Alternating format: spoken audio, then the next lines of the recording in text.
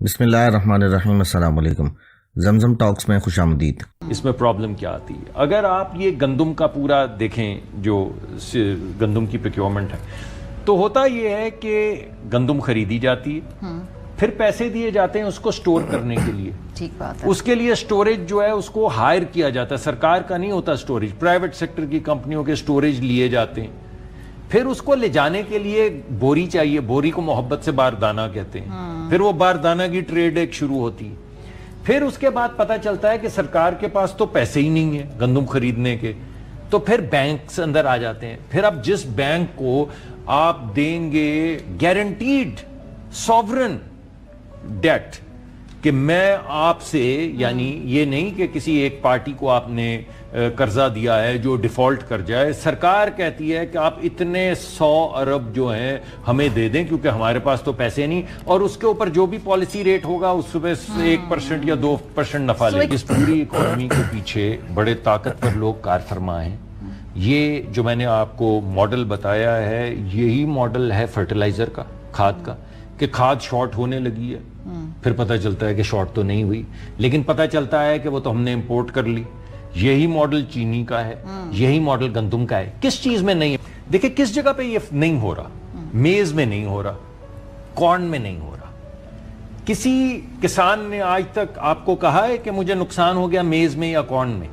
کسی نے کبھی نہیں کہا، کسی نے کبھی نہیں کہا۔ سب سے زیادہ جس چیز میں نفع ہوتا ہے وہ یہی میز کارن ہے، جس میں لوگوں کو نفع ہو رہا ہوتا ہے، کیونکہ اس کے اندر کوئی نہ سپورٹ پرائس ہوتی ہے، نہ گورنمنٹ کی انٹرفیرنس ہوتی ہے، نہ کوئی بیوروکریٹ ہوتا ہے، نہ کوئی وزیر ہوتا ہے، نہ کہیں سے رپورٹ آتی ہے، نہ کوئی امپورٹ جتنی ضرورت ہوتی ہے اس کے مطابق کسان جو ہے وہ اندازہ لگا کے اگا بھی لیتے ہیں، مارکیٹ میں بیچ بھی دیتے ہیں، نفع کما بھی لیتے ہیں۔ اور اگر تھوڑا بہت کہیں کمی بیشی ہو، کیونکہ گندم ہماری ایک اہم ہماری غذائیت کا محور ہے، اینکر ہے، تو آپ 60 دن کی گندم ہر وقت سٹاک کر لیں۔ اگر آپ پیپرا رولز کے مطابق امپورٹ کرنے کی 100 جہاز بھی کوشش کریں تو وہ 60 دن میں آ سکتے ہیں۔ ہماری بیوی، سب سے پہلے تو میں بتا دوں کہ اس کا تھوڑا سا سیرا شاید آپ کو میرے ذہن میں نا، جو سب سے پہلے اسپیچ کی تھی سینٹ میں، ڈاکٹر صاحب کو یاد ہوگا، وہ میں نے کی تھی آج سے 5 دن پہلے، جس میں میں نے ایشو ریز کیا تھا کہ اس وقت گندم کا بحران ہے اور وہ کیسے سسٹمیٹکلی اس سسٹم میں کہہ رہا ہے کہ لوگوں نے کیسے پیسہ بنایا۔ اور میں ایک تھوڑا سا اختلاف کروں گا جو ڈاکٹر صاحب نے کہا کہ بحران، یہ بحران وہ نہیں جو پہلے رہا۔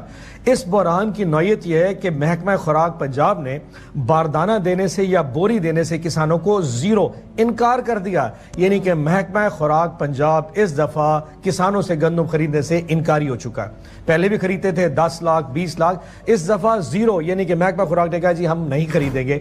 سو جو گندم ہے وہ منڈیوں کے باہر 2000 2200 2500 روپے، بھوسا مہنگا ہو چکا ہے، گندم سستی ہو چکی ہے۔ یہ وہ بحران ہے، اس کا کوئی کمپیریٹیو نہیں ہو سکتا۔ لیکن جو مزے کی چیز ہے، سسٹمیٹکلی کرپشن کیسے کی؟ پہلے پی ڈی ایم کی گورنمنٹ نے کہا جی اس طرح کرتے، پاکستان میں اسٹریٹجک ذخائر کم ہو گئے تو اس لیے امپورٹ کرنی چاہیے، انہوں نے ڈیفر کر دیا۔ جب کاکڑ گورنمنٹ آئی، نگران سیٹ اپ آیا، انہوں نے کہا جی ٹی سی پی بائی نہ کرے کیونکہ ہمارے پاس پیسے نہیں ہیں، آپ اس سے کریں پرائیویٹ سیکٹر کو 1 ملین ٹن یعنی کہ 10 لاکھ ٹن امپورٹ کرنے کی اجازت دے دے۔ مزے کی بات یہ ہے کہ وہ 10 لاکھ امپورٹ ہو گئی، سپٹمبر میں آ گئی۔ اکتوبر کی 22 تاریخ کو اچانک آؤٹ آف نو ویئر نگران گورنمنٹ نے ای سی سی کے تھرو اوپن اینڈڈ اپروول دے دی، اور جس وقت اپروول دی اس وقت پاکستان میں 48 لاکھ ٹن ذخائر گورنمنٹ کے پاس موجود تھے، اور سب سے امیزنگ 65 لاکھ ٹن کے ذخائر پرائیویٹ سیکٹر کے پاس، یعنی کہ فلور مل، فیڈز مل اور پرائیویٹ جو سٹاکسٹ ہے ان کے پاس، یعنی کہ پاکستان میں 1 کروڑ ٹن کے ذخائر موجود تھے جب نگران گورنمنٹ نے فیصلہ کیا کہ جی اوپن اینڈڈ اپروول۔ اور مزے کی بات ہے کہ 22 اکتوبر کو اپروول ہوتی ہے، 1 نومبر کو پہلا جہاز، میں نام جہاز آپ کو اس لیے بتا دیتا ہوں تاکہ پاکستان کے لوگوں کو پتا ہو، 22 اکتوبر 2023 کو اپروول ہوئی، اور 1 نومبر کو کراچی میں پہلا جہاز جس کا نام آلٹس ہے، ALTUS، وہ آ کے لنگر انداز ہو گیا۔ یعنی 8 دن کے اندر اس اپروول کے بعد، مطلب یہ تھا کہ وہ جہاز یوکرین سے روانہ نہیں، وہ جہاز کراچی کے باہر کھڑا تھا، اس کو صرف اپروول کا انتظار تھا، اینڈ دے نیو اٹ، ان کو پتا تھا کہ اپروول ہونے والی ہے۔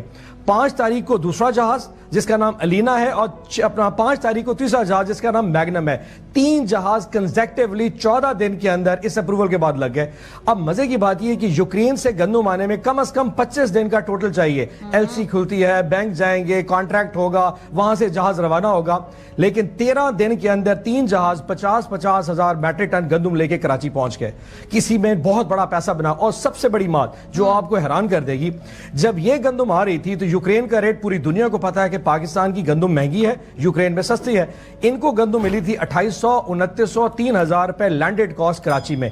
जो हमारे पास पंजाब में गंदम है, अचानक गवर्नमेंट पंजाब एक काम करती है, उन्हें कहा जी पंजाब की गवर्नमेंट जो कि गवर्नमेंट के पास पड़ी है, ये हम 4600 रुपए से नीचे किसी फ्लोर मिल किसी को नहीं देंगे, अगर आपने लेनी है तो 4600 रुपए में उठा लें।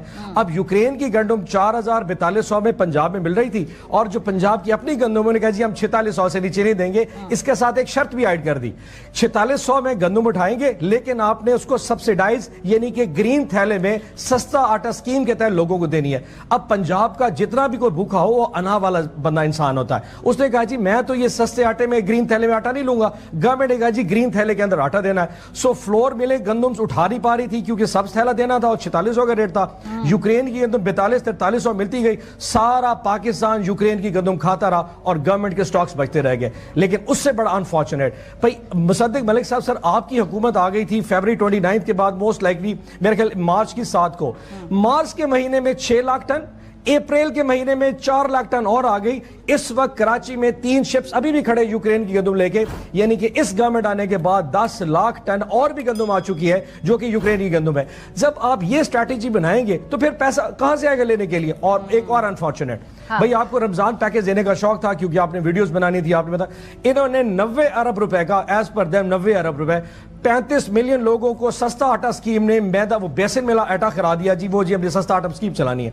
वो मंडी में आज भी आटा 70 रुपए 80 रुपए किलो वही आटा इस वक्त बिक रहा है। फिर जब आपको पता था आपके पास पैसे नहीं है, आपके पास इस वक्त बैंक से आपको सॉवरेन गारंटीज नहीं दे रहे, कम से कम वो पैसा बचा लेते, जस्ट बिकॉज क्योंकि किसान आपकी प्रायोरिटी नहीं है। मलिक साहब ने कहा मैं दिल जले, मैं इनको सजेशन दे, सर आप इस वक्त हुकूमत में हैं, आप इस तरह करें कि जो सेक्रेटरी फेडरल सेक्रेटरी है, जो फेडरल मिनिस्टर था फूड का, नेशनल फूड का, पंजाब का जो फूड मिनिस्टर था, पंजाब का फूड सेक्रेटरी था, पंजाब के वजीर आला बैठे हैं और उस वक्त के आपके प्राइम मिनिस्टर हैं, ये 6-7 लोग हैं। आप इंक्वायरी करके जरा खुल के आए ना सर, डरना किस चीज का। आज पंजाब का किसान अगर रो रहा है ना मलिक साहब, यकीन करिए अल्लाह ने आपको मौका दिया है, इन्वेस्टिगेट करें इनको। ये कहते थे ना कि हर एक वक्त आएगा एक्सपोज करने का, आज वक्त आए इनको एक्सपोज करने का। वीडियो को लाइक करें, शेयर करें और कमेंट सेक्शन में अपनी कीमती राय से ज़रूर आगाह करें, और हमारे चैनल जमजम टॉक्स को सब्सक्राइब करना मत भूलें।